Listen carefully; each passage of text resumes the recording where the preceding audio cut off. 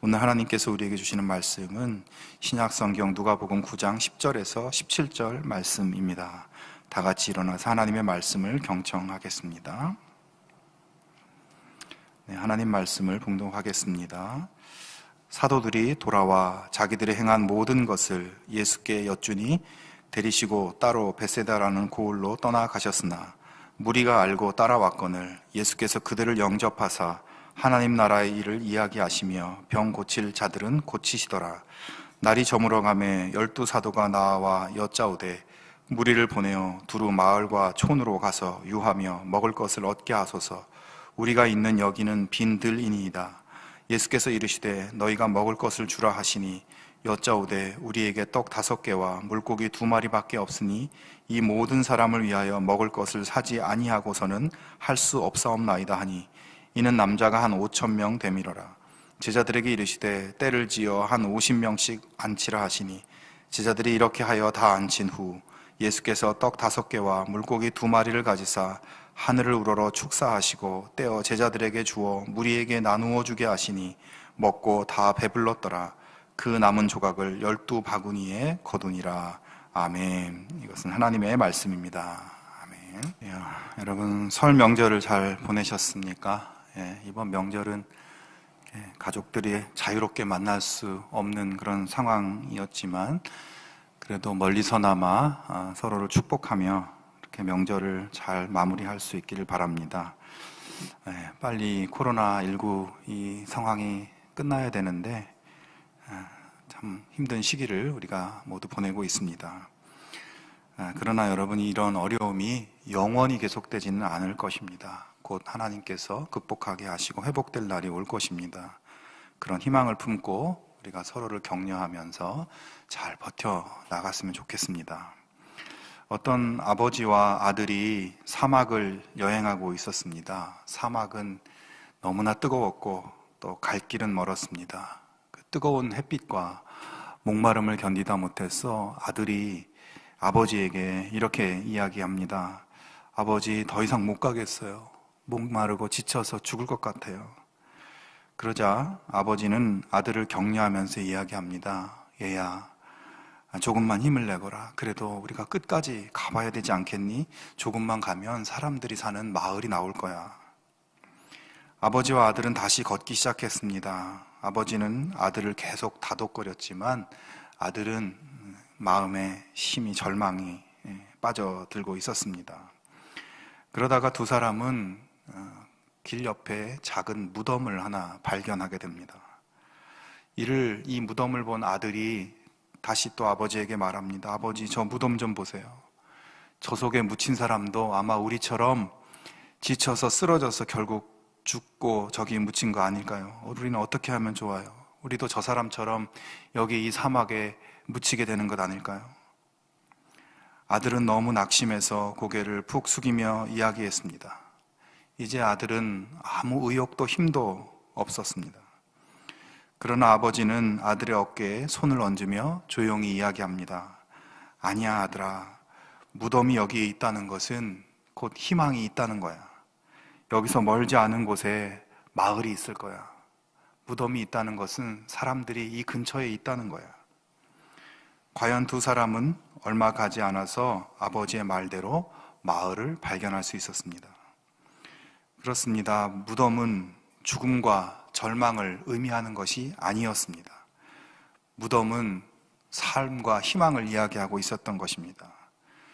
사막 한가운데를 걷고 있는 사람이 거기서 진짜 죽는 이유는 물과 음식이 없어서가 아니라 희망이 없기 때문입니다.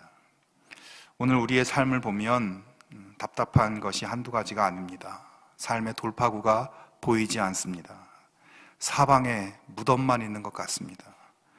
그러나 그 절망의 현실 한가운데서 우리가 하나님과 함께 있고 또 하나님이 나와 함께 하신다는 믿음을 가지고 하나님이 나를 사망의 음침한 골짜기에서 건져주실 것이라는 그런 희망을 여러분 붙잡고 살아갈 수 있기를 바랍니다. 이 광야 같은 세상에서 우리가 살아보려고 나 자신을 들여다보면 우리 자신한테는 물도 넉넉하지 않고 식량도 부족하고 돈도 없고 있는 것보다 없는 것이 더 많습니다. 우리 자신을 들여다보면 그렇습니다. 답이 잘 보이질 않습니다.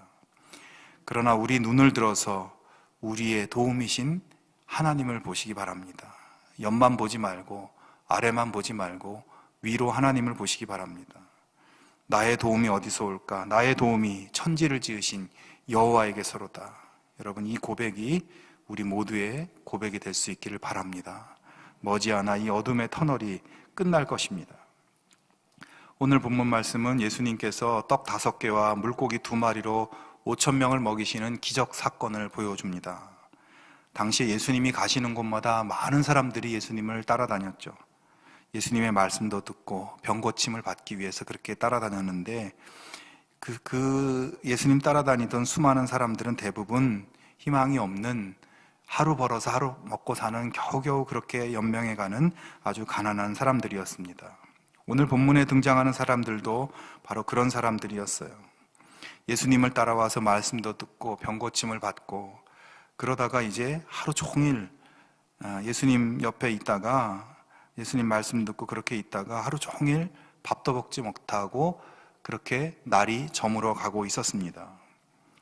이에 제자들이 예수님께 이야기합니다. 12절에 보면 날이 저물어 가매 12사도가 나와 여짜오되 무리를 보내어 두루 마을과 촌으로 가서 유하며 먹을 것을 얻게 하소서. 우리가 있는 여기는 빈들이니이다. 자, 제자들은 예수님께 말씀하는 겁니다. 예수님, 이제 오늘은 여기까지만 하시죠. 날도 어둑어둑해지고 사람들을 이제 해산시켜야 되겠습니다. 가까운 마을들로 가서 각자 먹을 것과 잠잘 곳을 마련하게 해야 하지 않겠습니까? 라고 제안하는 것입니다. 당시 상황을 고려하면 제자들의 이 제안은 아주 합리적인 그런 이야기죠. 아마 지금 본문의 이런 상황은 이전에도 많이 있었을 것 같아요. 언제나 예수님 주변에는 많은 사람들이 따라다녔고 하루 종일 사역을 하고 저녁이 되면 아마 무리를 다 해산시키고 집으로 보내고 이렇게 해왔을 것입니다. 자, 그러면 예수님께서 이제 제자들의 그러한 제안을 들으시고, 야, 그래, 오늘은 여기까지만 하자. 모두 집으로 돌려보내라. 이렇게 예수님이 말씀하셔야 되는데 오늘은 아주 뜻밖의 말씀을 하십니다. 13절에 보면 너희가 먹을 것을 주라. 참 황당한 그런 말씀이죠.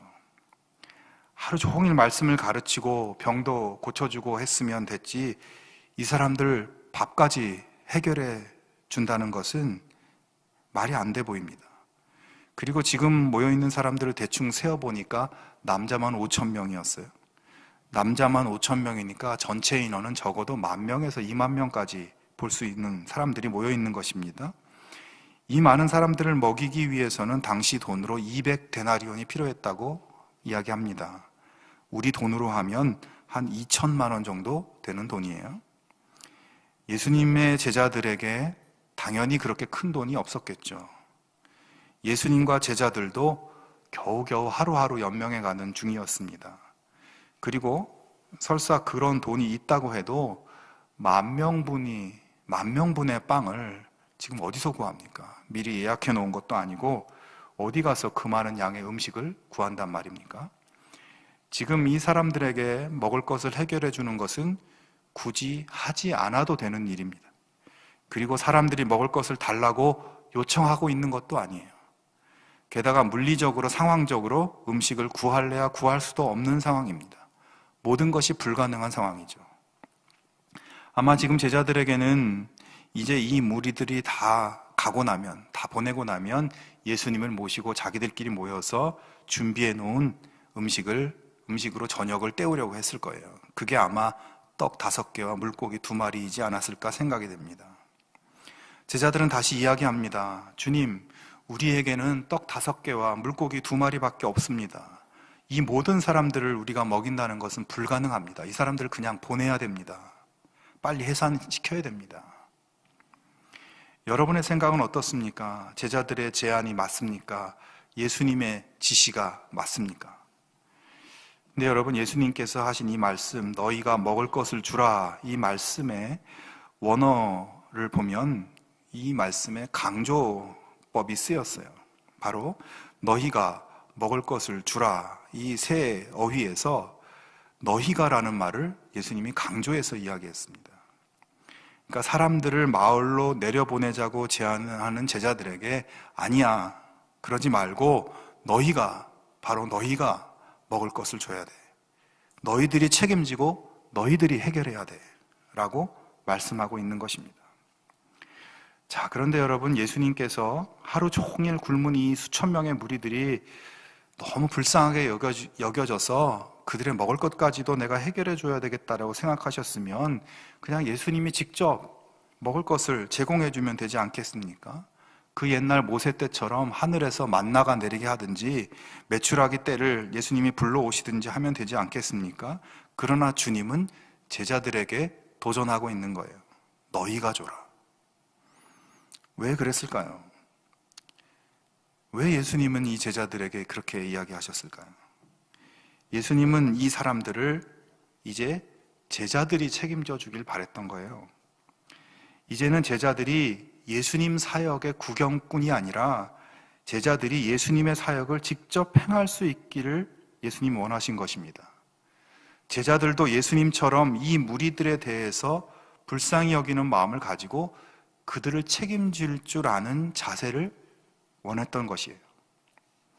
여러분, 사실 오늘 본문이 기록된 누가복음 9장은 누가복음 전체에서 하나의 중요한 분기점에 해당하는 부분입니다. 누가복음 9장까지는 예수님께서 갈릴리를 중심으로 하는 그 사역의 이야기들이 나오고 있어요. 그러니까 4장부터 9장까지, 그러니까 1장부터 3장까지는 예수님의 탄생과 이 예수님 이야기의 서두에 해당하는 이야기고 4장부터 9장까지가 예수님의 갈릴리 사역에 대해서 나오는 이야기인데 이제 9장 끝부분부터는 예수님께서 십자가를 지시기 위해서 예루살렘으로 올라가는 내용이 나옵니다. 이 9장이 중요한 분기점인 거예요. 자, 그렇게 예수님이 이제 예루살렘으로 십자가 죽음을 위해서 올라가려고 하는 그 시점에 주님이 하신 일들 중에 중요한 것이 있습니다. 그것은 9장 초반부에 나오는데 제자들을 갈릴리 각 마을로 파송하셔서 복음을 전하고 병든 자를 고쳐주는 이 예수님의 사역을 제자들에게 직접 하게 하시는 내용이 나와요. 그러니까 이제 예수님이 이 땅에 계실 날이 얼마 남지 않은 상황에서 이제 예루살렘에 올라가서 십자가 고난을 당할 이제 그 준비를 하시는 상황에서 예수님은 당신이 하시던 사역을 제자들에게 맡기고 계신 것입니다. 그런 맥락에서 오늘 본문의 예수님은 제자들에게 이 배고픈 백성들에게 너희가 먹을 것을 주라고 명령하고 계신 거예요. 자, 그러면 이제 제자들은 어떻게 해야 될까? 어떻게 하면 떡 5개와 물고기 2마리로 5,000명을 먹일 수 있을까? 여러분, 사실 주님은 제자들에게 바로 떡 5개와 물고기 2마리로 5,000명을 먹일 수 있는 방법을 가르쳐 주기를 원하셨습니다. 그래서 이 놀라운 기적을 행하셨어요. 성도 여러분, 어떻게 하면 떡 5개와 물고기 2마리로 5,000명을 먹일 수 있을까요? 떡 5개와 물고기 2마리는 너무나 보잘것없고 작은 것입니다. 그러나 그 작은 것, 그 연약하고 보잘것없는 것이 제자들의 손 안에 있으면 진짜 보잘것없는 것이지만 그 작은 것이라고 할지라도 주님의 손에 의해서 사용되었을 때, 주님의 손에 들려졌을 때 그것은 수천 명을 먹일 수 있는 기적의 음식이 되는 것입니다. 여러분, 제자들이 예수님의 말씀에 대해서 이렇게 반응했으면 어땠을까요? 주님, 저희가 가진 것은 떡 5개와 물고기 2마리 뿐입니다. 그러나 주님이 역사하시면 이 작은 것들로도 놀라운 기적이 일어날 줄로 믿습니다. 주님을 의지해서 이 작은 것들을 저희가 들고 나가겠습니다. 한번 해보겠습니다. 주님 도와주세요. 모세가 출애굽 사역을 시작할 때 모세의 나이는 80이었습니다. 80살이었습니다. 그가 가진 것이라고는 딸랑 지팡이 하나뿐이었어요. 그 지팡이가 모세의 손 안에 있을 때는 그냥 나무 막대기에 불과한 아무것도 할 수 없는 것이었지만 그것을 하나님께서 사용하시면 놀라운 기적의 도구가 되었습니다. 지팡이로 바다를 내리칠 때 바다가 갈라졌어요. 지팡이로 바위를 치면 바위에서 물이 터져 나왔습니다. 지팡이를 들어 올리면 전쟁에서 승리했습니다. 모세가 훌륭해서 또는 모세의 지팡이가 무슨 신비한 요술 지팡이여서 그런 것이 아니라 그것을 하나님이 사용하셨기 때문입니다. 소년 다윗이 가진 것이라고는 작은 돌멩이 뿐이었습니다. 키가 3m에 가까운 장수 앞에서 다윗의 손 안에 있는 그 돌멩이는 아무것도 아닙니다. 그것으로 뭘 할 수 있겠어요? 하지만 하나님이 역사하실 때 그 돌멩이는 거인을 눕히기에 충분한 것이었습니다. 다윗이 한 것입니까? 돌멩이가 한 것입니까? 하나님이 하신 것입니다. 제자들은 자신들 앞에 있는 수천 명의 사람들을 먹일 수 있는 능력이 없었습니다. 그들이 가진 것은 떡 5개와 물고기 2마리, 아무것도 할 수 없는 것이에요. 그러나 주님께 나아가서 주님께 맡길 때 주님이 그것을 사용하시면 할 수 있습니다. 요한복음 15장 5절에 이런 말씀이 있습니다. 나는 포도나무여 너희는 가지니 저가 내 안에 내가 저 안에 있으면 이 사람은 과실을 많이 맺나니 나를 떠나서는 너희가 아무것도 할 수 없습니다.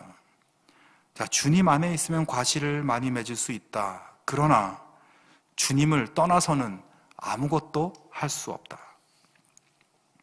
그렇습니다. 주님과 함께 하지 않으면 제자들은 아무것도 할 수 없습니다. 반대로 그들이 주님께 붙어 있고 주님을 의지하면 주님이 제자들이 가지고 있는 것을 사용하셔서 놀라운 기적이 일어나게 되는 것입니다.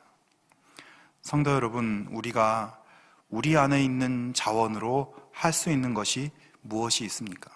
우리가 가진 물질, 나의 지식, 우리의 경험, 우리의 능력, 우리의 힘으로 주님이 원하시는 과실을 얼마나 맺을 수 있을까요? 그러나 우리가 주님 안에 있으면 우리가 가진 우리 안에 있는 자원들이 주님 손에 들려지면 5,000명을 배불리 먹이고도 남는 기적이 일어난다는 것입니다. 주님은 오늘도 우리들에게 바로 너희들이 먹을 것을 그들에게 주라고 명령하십니다. 너희들이 책임지라고 말씀하십니다. 사랑하는 여러분, 우리가 책임져야 할 사람들은 누구인가요? 우리가 삶의 자리에서 만나는 사람들을 한번 생각해 보시기 바랍니다. 우리가 태어날 때 부모님을 만났고 형제 자매를 만났습니다. 남편을 만나고 아내를 만났고 또 자식들을 만났습니다. 친구들을 만났고 선생님도 만났습니다. 학교에서, 직장에서, 동네에서, 교회에서 수많은 삶의 자리에서 우리가 사람들을 만났습니다. 그런데 여러분, 그 모든 만남, 그 모든 관계는 우연이 아닙니다. 주님께서 연결해 주신 관계이고 주님이 연결해 주신 만남이에요. 그리고 특별히 예수 믿는 우리들에게 있어서 그들은 우리가 서로 책임져야 할 사람들입니다. 주님은 오늘도 우리들에게 너희가 그들을 책임져라. 너희가 그들에게 예수 그리스도의 복음을 먹여라.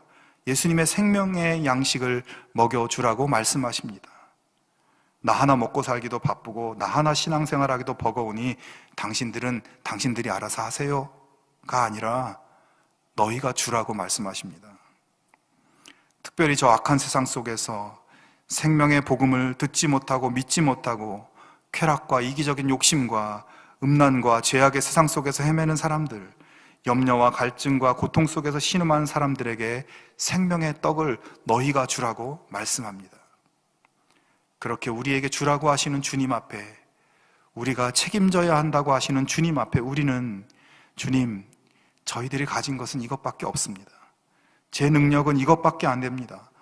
그러나 주님 손에 드리겠습니다. 주님을 의지해서 나아가겠습니다. 주님께 맡기고 제가 사람들을 챙겨보겠습니다. 제가 사랑하겠습니다. 이렇게 결단하며 나아갈 때 우리 손에 있던 떡 5개와 물고기 2마리는 수많은 생명을 구원하는 기적의 도구로 변화되는 것입니다. 성도 여러분, 우리는 우리 힘으로는, 우리가 가진 것으로는 할 수 없습니다. 우리의 힘으로는 기적이 일어날 수 없습니다. 그러나 주님이 우리를 사용하시면 무엇이든 가능합니다. 내가 안 해도 할 사람이 있겠지. 내가 한다고 별로 도움도 되지 않을 텐데. 그렇습니다. 우리가 안 해도 누군가 하겠죠. 우리가 하는 일, 우리의 손길이 인간적으로 볼 때는 별 볼 일 없고 눈앞에 성과가 없고 보잘것 없습니다. 그러나 우리가 주님 손에 들려지기만 하면 거기에는 기적이 있습니다. 사랑하는 여러분, 요즘 우리의 삶과 지금 돌아가는 상황을 보면 염려스럽고 두려운 것들이 많이 있습니다. 우리는 언제 우리를 엄습하고 덮칠 줄 모르는 이 시대의 골리앗 앞에 서 있습니다. 골리앗 앞에 서게 되는 다윗의 마음에 왜 두려움이 없었겠나요? 마찬가지로 우리도 두려움이 있습니다. 그러나 우리가 주님 앞에, 주님 안에 있기만 하면, 주님 손에 들려지기만 하면 승리는 우리의 것이 되는 것이에요. 주님의 이름을 들고 복음을 들고 삶의 현장으로, 영적 전쟁터로 나아갈 수 있기를 바랍니다. 우리가 반드시 이길 것입니다.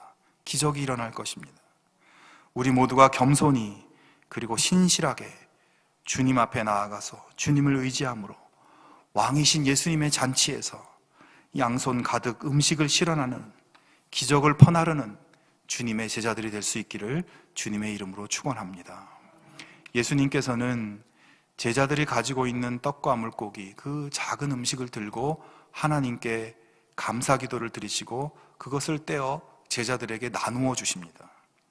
그리고 제자들은 그것을 또 무리에게 나누어 줍니다. 여러분, 이 장면에서 생각해 볼 수 있는 것은 예수님께서 사람들을 먹이시는 이 기적을 바로 제자들을 통해서 행하신다는 것이에요. 예수님이 제자들에게 너희가 먹을 것을 주라고 하셨던 것처럼 지금 제자들이 실제로 떡을 나누어 주고 있어요.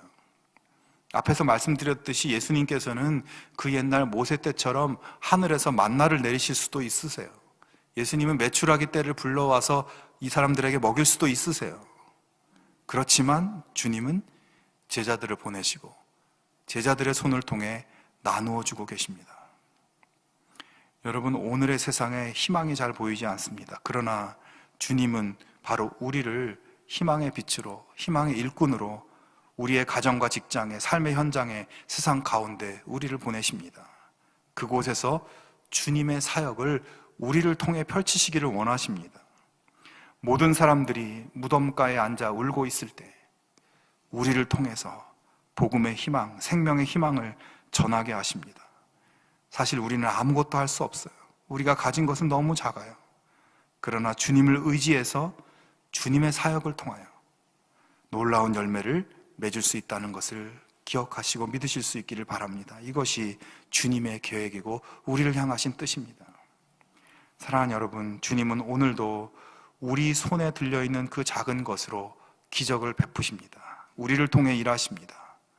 나는 할 수 없지만 주님의 귀한 도구로 사용되어서 기적의 열매를 함께 맛보며 주님의 나라를 위해 살아가며 기쁨을 누리는 우리 모두가 될 수 있기를 주님의 이름으로 축원합니다.